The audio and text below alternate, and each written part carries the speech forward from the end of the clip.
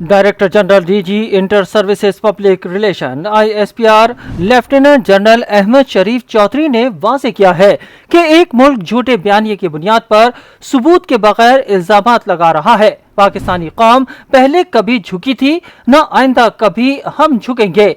चीनी media group CGTN China Urdu को खुसूसी interview देते हुए तर्जमान पाक फौज लेफ्टिनेंट जनरल अहमद शरीफ चौधरी ने कहा कि मार्का हक में अल्लाह ताला की मदद के बाद हमारी जीत की सबसे बड़ी वजह हमारी खुद एतमादी और अज़म है जो हमने दिखाया।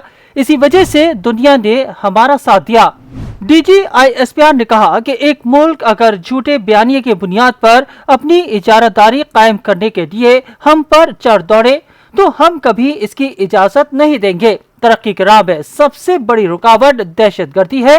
पाकिस्तान और चीन इस बुराई को जड़ से उखाड़ने के लिए मुत्तहिद हैं। उन्होंने कहा कि दुनिया के मेच्योर और बड़े ममालिक का विजन भी बड़ा है।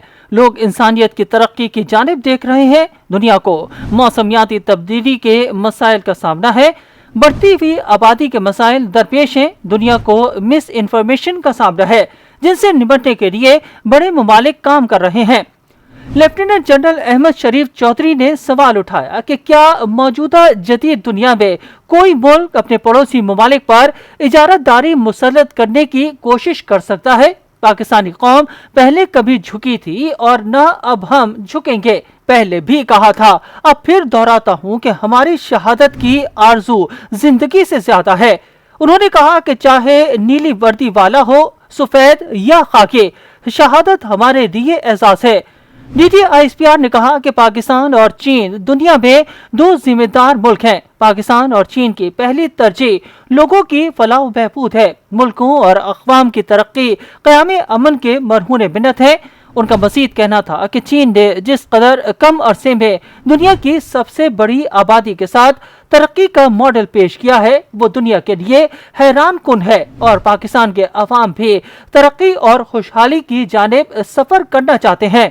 लेफ्टिनेंट जनरल अहमद शरीफ चौधरी ने कहा कि आज आप पाकिस्तान की गलियों को देखें तो लोग फतह का जश्न नहीं मना रहे बल्कि अल्लाह का शुक्र अदा कर रहे हैं। पाकिस्तानी अमन पसंद कौम है।